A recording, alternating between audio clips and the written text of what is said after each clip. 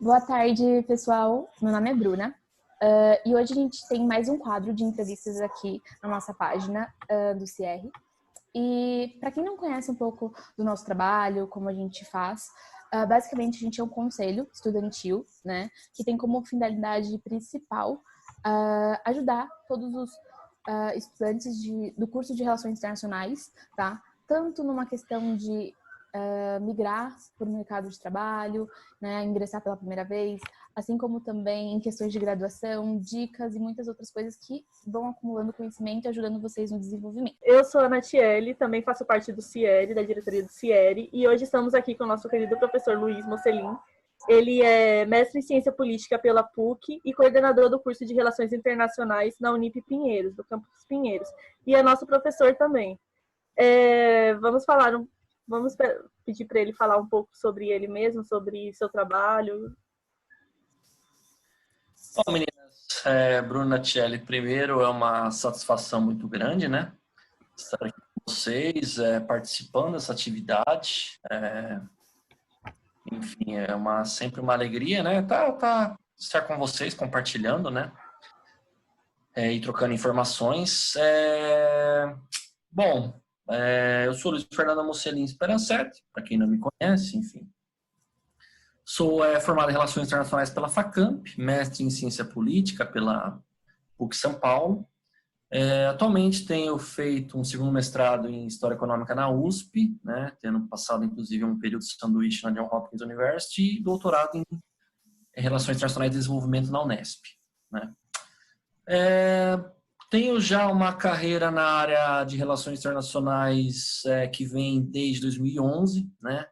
Passei já pelo Ministério do Planejamento, pela CEPAL, em Santiago, no Chile. Trabalhei na FIP e de 2018 para cá tenho atuado na Universidade Paulista, né, como professor e coordenador do curso de Relações Internacionais no campus Pinheiros. Então é sempre uma satisfação, né, estar entre vocês e o que eu puder estar colaborando, sintam-se à vontade. Muito obrigada, professor. Vamos começar perguntando sobre a ascensão do Putin. Se você poderia falar um pouco sobre como o Putin ascendeu no governo e como ele enxerga as questões a partir de uma visão americanista. Olha, eu acho que, primeiro de tudo, quando a gente fala do Vladimir Putin, sempre vem aquela ideia dos velhos czares, do Napoleão, né, daqueles ditadores, né, por ele ter uma personalidade forte, principalmente porque o Putin ele representa, né, muito bem a ideia do príncipe de Maquiavel, né, aquele líder que atua de forma, né, digamos, ser o grande pai da sociedade, né, aquele líder que protege a sociedade. E Vladimir Putin, quando a gente olha por essa ótica, ele representa, na verdade, a continuidade do projeto soviético, né?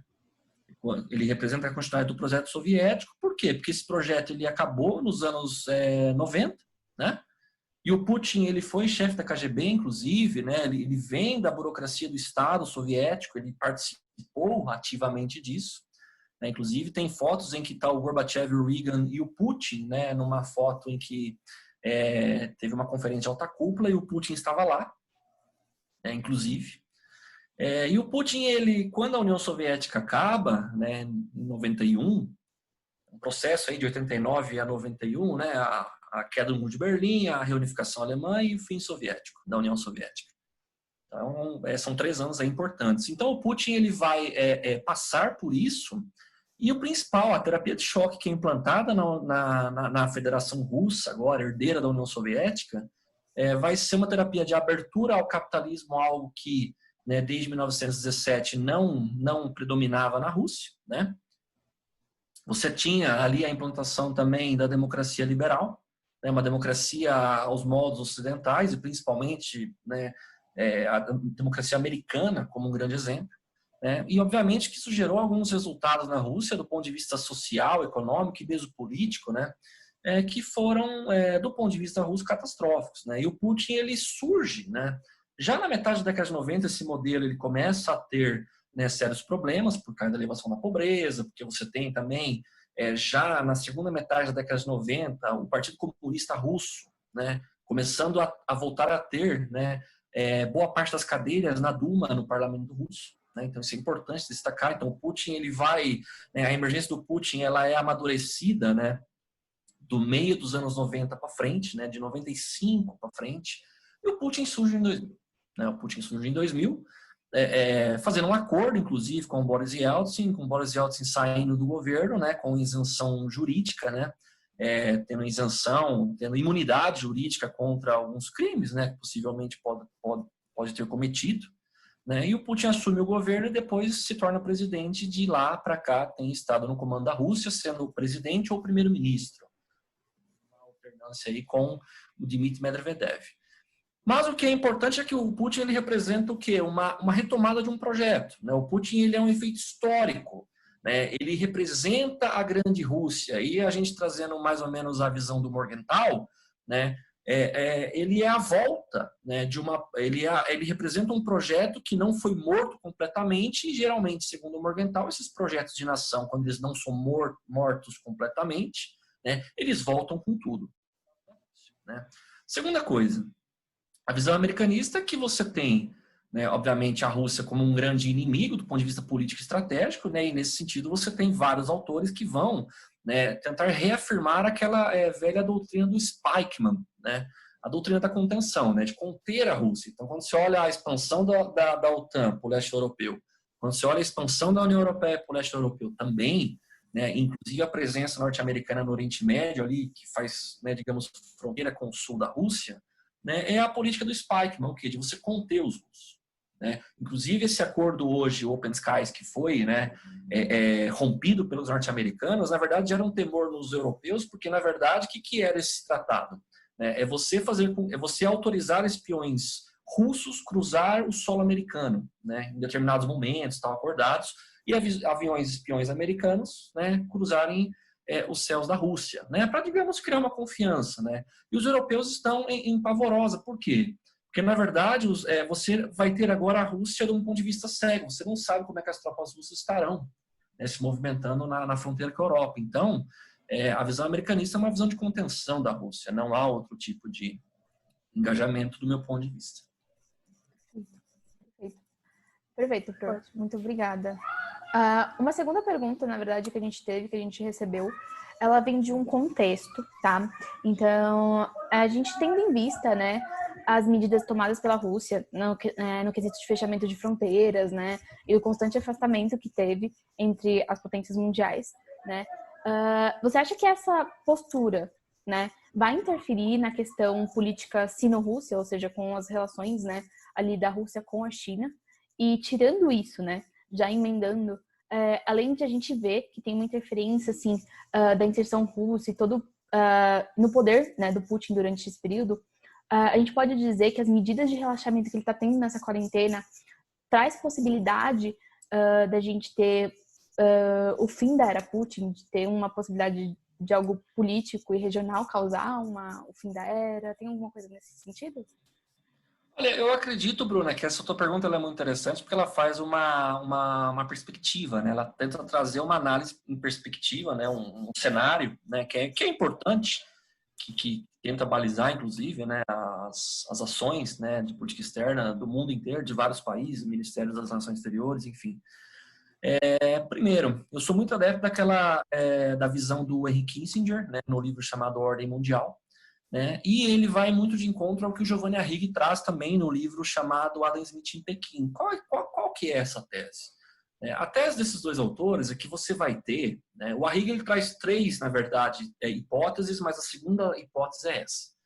Você tem aí um cenário no futuro em que você vai ter Estados Unidos, União Europeia, Rússia e China como os grandes polos de poder a nível mundial.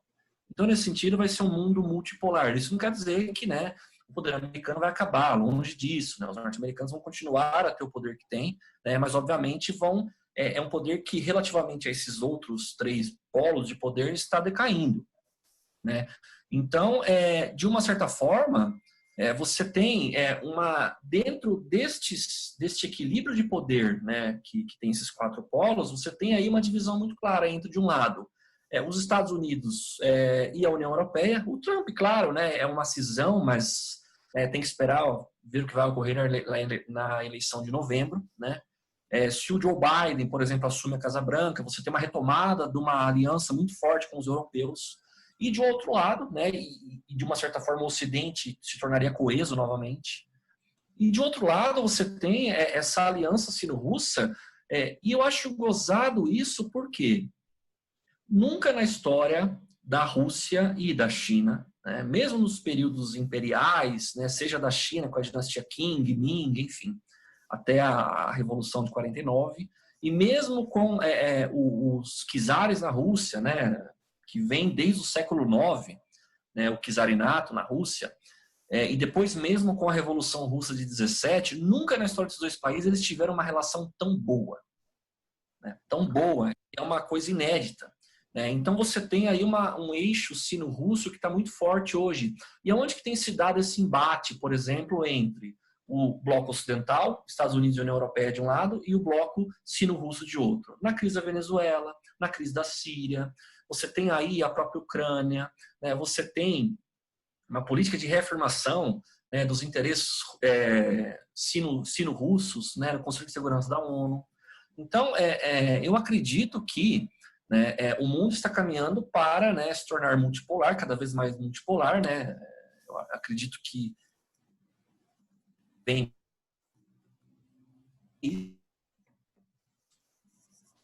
tá? Seguindo a tese, né, do Kissinger e do Giovanni Arrighi, né, que a veto players, óbvio que agora está se transformando em poder político, né, o coronavírus tem demonstrado isso. E a Rússia voltou ao jogo. Né? A União Europeia já está...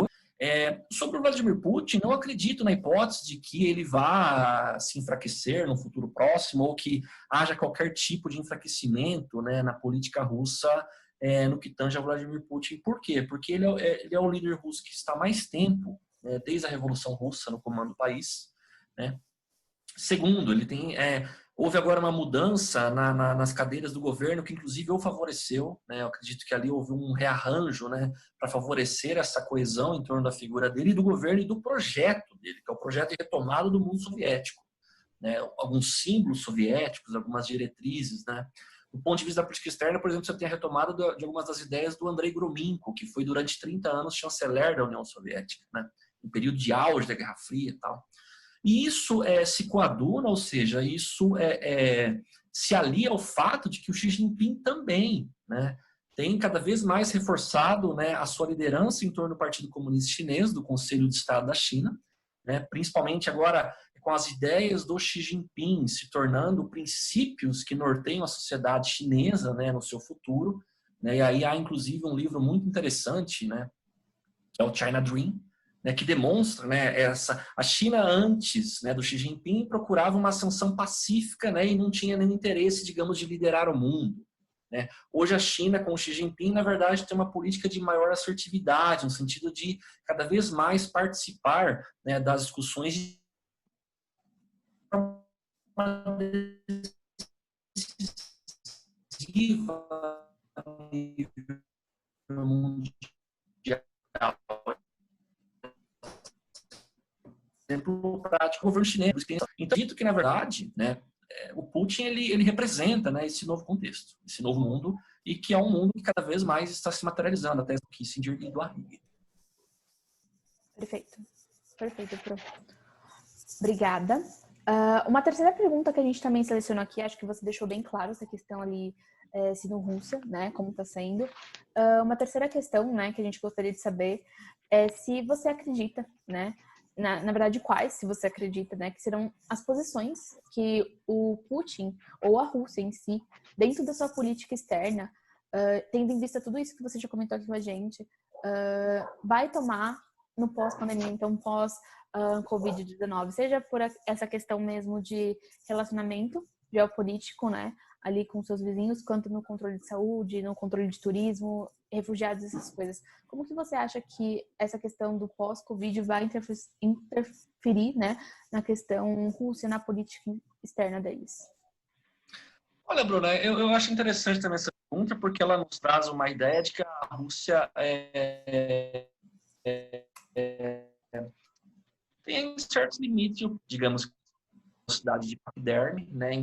Enquanto os norte-americanos estão voando a águia, né? Desestruturando algumas questões, algumas instituições, inclusive, algumas regras que, né, consolidaram a hegemonia americana. Por exemplo, a pandemia, a Rússia é um dos focos hoje muito intenso, né, de contágio, de mortes, enfim. Mas a Rússia, obviamente, vem tendo uma posição mais assertiva no sentido de ter uma política externa que defenda os seus interesses, principalmente nas regiões mais imediatas do território russo, mas também, né, em questões globais, como a Venezuela, a Síria, conforme eu disse. Mas a política externa russa, ela tem como um dos seus princípios basilares o respeito ao direito internacional. É uma coisa que o Putin e o Sergei Lavrov, o chanceler russo, têm colocado cada vez mais, né, como a defesa do direito internacional como princípio basilar das relações entre as grandes potências e também as potências menores. Então, eu acredito que o mundo, a política externa russa, né, no mundo pós-pandemia, será uma política externa que vai continuar a ter esse caminho, né, de buscar maximizar o poder russo de uma forma não tão acelerada, né, quanto, por exemplo, os norte-americanos têm feito para, enfim, defender os seus interesses, no caso, por exemplo, contra a China na guerra comercial. Mas, obviamente que a Rússia vai, ao mesmo tempo, ter essa visão, né, de agir, né, conforme um paquiderme, conforme eu disse a vocês, mas, ao mesmo tempo, você tem a sociedade russa, a economia russa, né, se voltando à Ásia, né? Se voltando à Ásia, e não há porquê, né, de a Rússia, digamos, qualquer tipo de restrição econômica, qualquer tipo de fechamento de fronteiras, né, porque, obviamente, a Rússia está procurando na China, principalmente, né, um vetor de ganhos econômicos, né, e a China também vê na Rússia, nesse sentido, um parceiro muito importante. A única questão aí que há um pouco de dubiedade, né, em torno da política externa russa é a questão da imigração, principalmente daquela imigração que vem do sul, né? Aquelas populações que, né, estão ali próximas da Chechênia, enfim, próximas do Oriente Médio. Por quê? Porque com a Primavera Árabe você teve uma população de origem islâmica ali naquela região, né, que, digamos, tem causado um certo temor, né, ao governo Vladimir Putin, no sentido dessa população entrar em território russo contra, né, a sociedade russa de um modo geral. Então, eu acredito que esse é um ponto em que, né, pode ter alguma tensão aí, mas nem de longe, né, a sociedade russa vai se fechar ou vai haver algumas restrições de mobilidade. Com relação ao Ocidente pode até ocorrer, mas com relação a alguns países asiáticos, especialmente China, né, os países da ASEAN, da PEC, não acredito que possa haver nada disso. Perfeito. Obrigada, professor. Nada. Eu tenho outra pergunta também sobre as ações atuais que o Putin tem tomado durante esse tempo, né? Tá todo mundo tão focado no coronavírus e em tudo que está acontecendo na pandemia, e alguns detalhezinhos têm ficado para trás. Como você acha que ações como o Putin ter condecorado o Kim Jong-un recentemente com uma medalha da Segunda Guerra Mundial, e como isso afeta no cenário internacional, afeta a política externa dele, de forma positiva ou negativa? E também teve a questão dele estender o mandato dele constitucionalmente até 2037, parece. Como isso afetaria a política externa? Seria de uma forma positiva, uma forma negativa? Tem a ver com essa saída do Open Sky que o senhor falou anteriormente? O que o senhor acha? Eu acho que a gente tem que olhar para fazer uma análise micro, por exemplo, quando a gente olha, né, essa medalha entrega ao Kim Jong-un, né, isso do ponto de vista mais micro, mais focalizado, né? É um fato, né, localizado. A política externa russa, claro, é importante, mas é um fato localizado.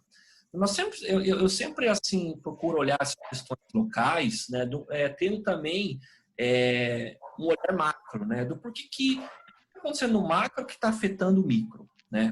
Quando a gente olha essa posição russa em relação ao Kim Jong-un, nós temos que perceber que a Rússia também foi um importante aliado da da Coreia do Norte durante o período soviético, né? Até porque são países que fazem fronteira, né? A Rússia faz fronteira com a Coreia do Norte. Segundo ponto, né, nós não podemos deixar de esquecer que, do ponto de vista macro da política internacional, né, você tem Estados Unidos e União Europeia, né, com seus sócios ali menores, Japão, enfim, alguns países menos relevantes, como o Brasil nesse sentido, né, agora. E nós temos, do ponto de vista das potências contestadoras, digamos, né, a Rússia, de fato, é a China. A China que tem uma forte relação, uma parceria estratégica global com a Rússia, né? Então, tem se tornado cada vez mais consolidado uma posição sino-russa em manutenção do Kim Jong-un na Coreia do Norte, o regime dos ayatolás do Irã, né? Você tem a Síria, você tem a sustentação do Bashar al-Assad na Síria, né? A sustentação do Nicolás Maduro na Venezuela. Então, você tem aí uma política macro que afeta o quê? A micro. Né? Então, a política externa russa, obviamente, né, quando você tem esse tipo de engajamento com players tais como a Coreia do Norte, a ponto, né, de conceder esse tipo de medalha, né, é óbvio, né, que aí há um interesse macro por trás de manter a Coreia do Norte como um player importante na região asiática, né, e próxima da Rússia. Isso é importante.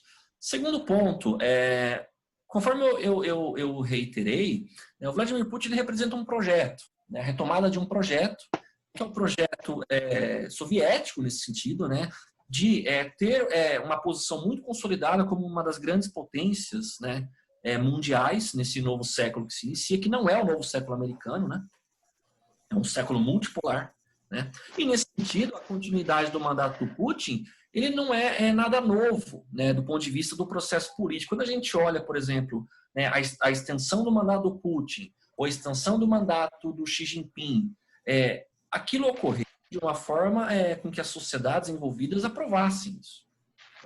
A Duma aprovou isso, o Partido Comunista Chinês aprovou isso, assim como nós temos, por exemplo, na Alemanha, Angela Merkel, né, há anos e anos, né, como primeira-ministra.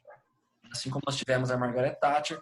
Então, eu acho que, assim, uma coisa que a gente sempre tem que levar em conta, quando a gente olha a política internacional, é olhar com olhos menos apaixonados, menos ideologizados. Né? Porque a gente não pode olhar, por exemplo, um país como a Rússia, né, da mesma forma como a gente olha, sei lá, o Brasil, como a gente olha os Estados Unidos. Porque são sociedades diferentes, formações históricas diferentes, né? O que para os russos pode ser interessante e o correto, né? Para sociedades como o Brasil, como os Estados Unidos, como a Europa pode não ser. Né? Eles, por exemplo, encaram, né, essa postura mais autoritária do Putin, né, a sociedade russa, como algo benéfico, que traz proteção a eles. Né? E terem visto o trauma que foi os anos 90 para os russos, né?